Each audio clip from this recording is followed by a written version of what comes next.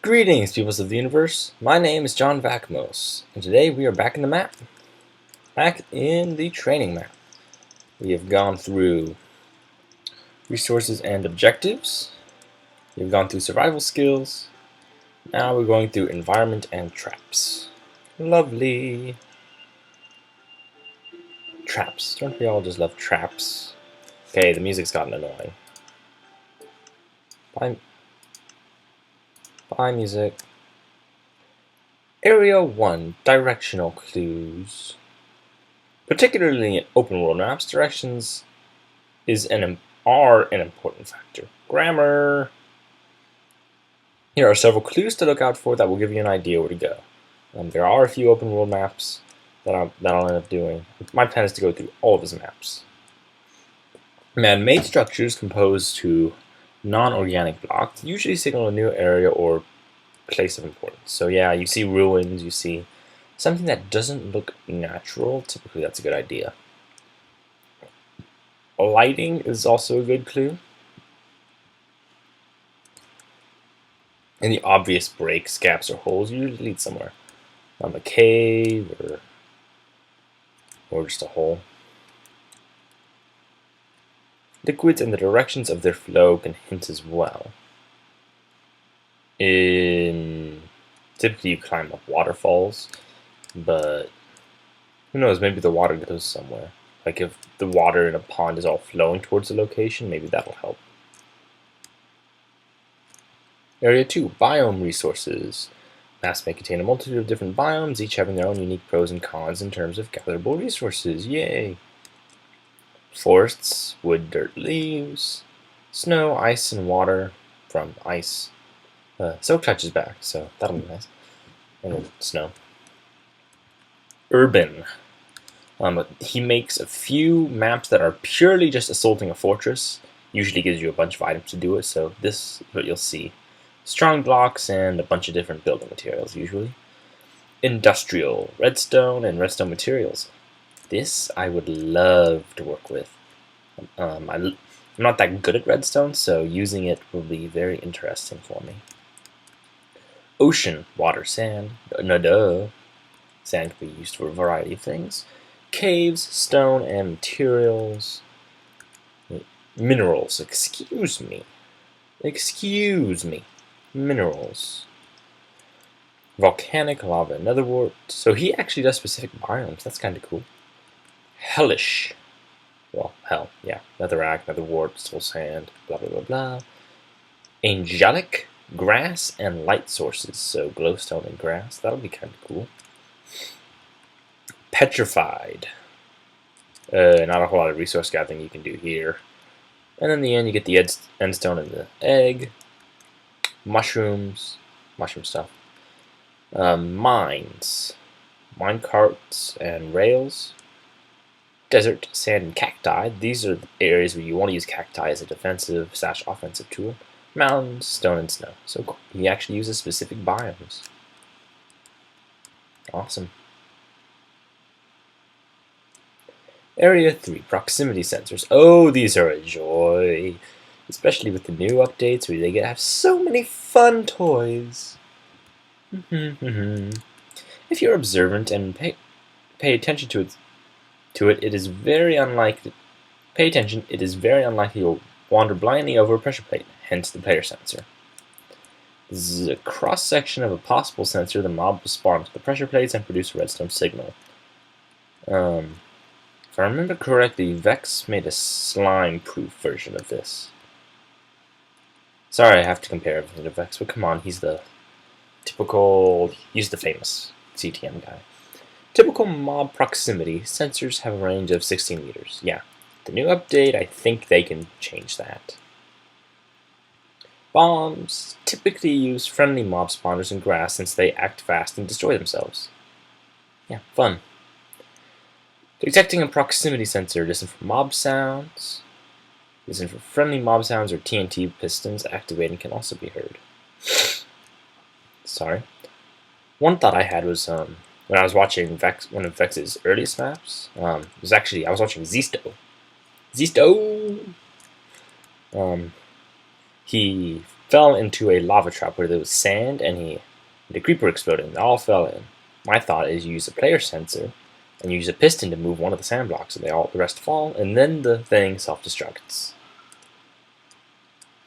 Spawn eggs give the ability to rapidly deploy any type of mob anywhere purely using redstone. With the new update, you can do that with just about any mob. Press the button and listen to the sound. Dispensers make when they spawn a mob. Listen for this sound when trying to find the dispensers. This is a rapid pulsar designed to make dispensers activate much faster than normal. Flip the lever to see it in action. Well, the way I've seen it isn't like this. Instead of all this is right next to it, but you get the same thing.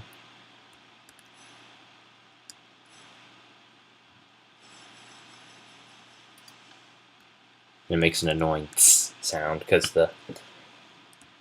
when these blink too fast, they burn out. Lots of fun. Mob dispensers are usually hidden until activation, as in this example here. Flip the switch to simulate proximity sensor.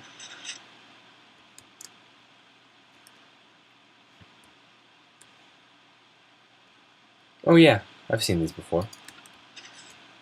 Completely hidden.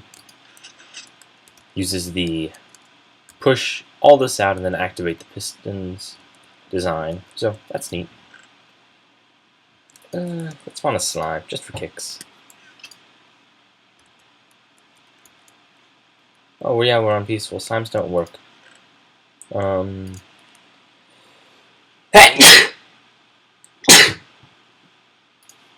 Excuse me.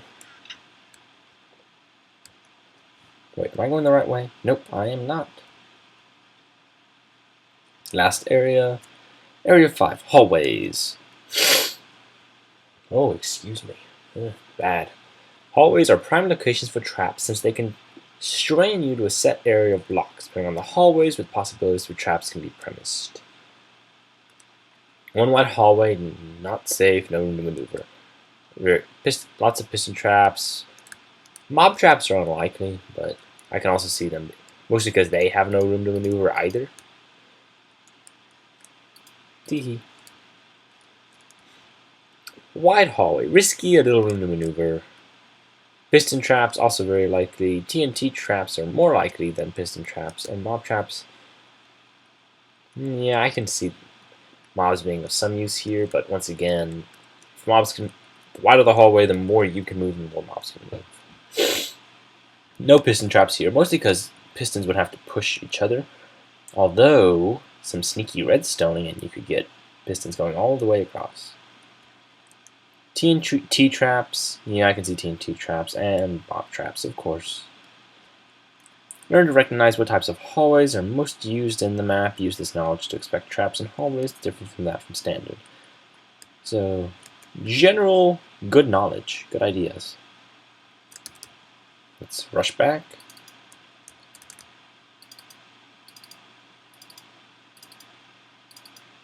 That's interesting.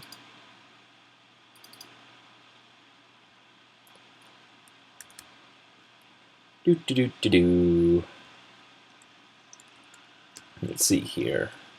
Mobs and combat. This is the fun area. I bet you this is where it tells you to turn off peaceful. So, with that in mind, I'm going to cut the video here and go clean things up, but then I'm going to make this the rest of one episode. So, be right back. And I'm back. I'm experiencing some lag issues, so I came back and restarted.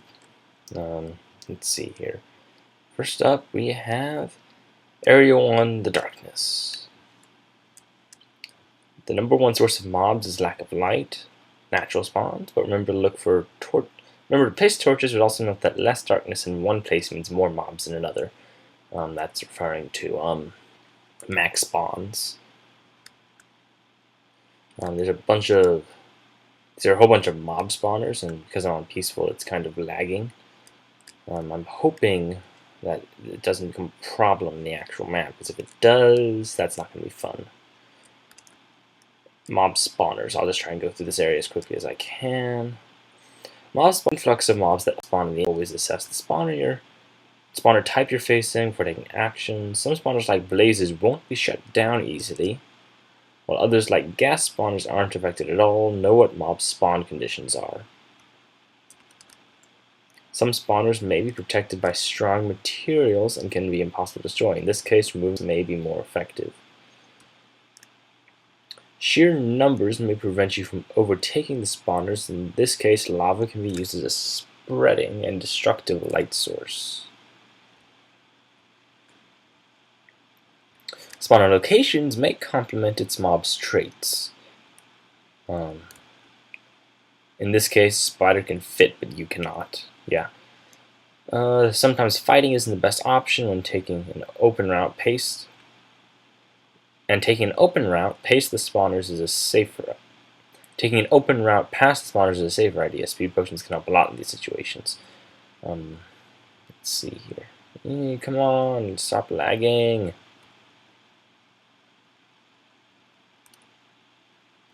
Slightly better. Area 3, combat mechanics. Let's see. There we go. See, much better now that we're away from those spawners, and they're no longer, and all of those are no longer checking. Hey, he's there, he's there, he's there, he's there. Let's see here. A bow will default to do 3 damage. A power bow with default equals 3 hits. Power 1 equals 2 hits. Not quite sure what that means. Oh, how many hits it takes to kill a mob. Okay. Use the environment to your advantage, and you can think mobs cannot. Sprinting while hitting a mob will knock them back. Doing this near a cliff or lava can kill them in a single blow just by pushing them into a hazard. Cactus is also a good one to use for that. Jumping while hitting a mob will deal increased damage, boosting the power of the weakest weapons, like wood. Hits to kill a standard 10 heart mob. Wooden sword, okay, for a second that looked funny. Wooden sword does 5 can kill it in 5 non-criticals or 4 criticals. Golden sword can do it in 5 or 4 as well, only you can swing faster. Stone sword can do it in 1 less each. Same with the iron. And then diamond does 3 and 3, because 3 criticals would typically kill anything. Zombies have armor points, making them harder to kill. Endermen don't teleport if you attack their legs. Blocking will reduce damage received by 50% and use creeper explosions to kill nearby mobs. Whew, that's a lot of information. Use these supplies to practice combat. Oh, fun, okay. Let's see here. What do I want to do? You know what? There's an entire map that I'm going to be doing nothing but practicing combat that we're going to do. So I think I'm going to leave that alone for now. And if I ever need practice, it's a nice little setup thing, and I can always go to my test world if I want to test mob fighting. Hi, my voice is not in good shape today. I hate allergies. Okay, that took far shorter amount of time than I thought it would. Glad I'm combining these 2 videos. So yeah, that's this map. That's the end of map number 1. The training area. So, my name is John Vakmos. Comment, like, and subscribe. And I will see you later.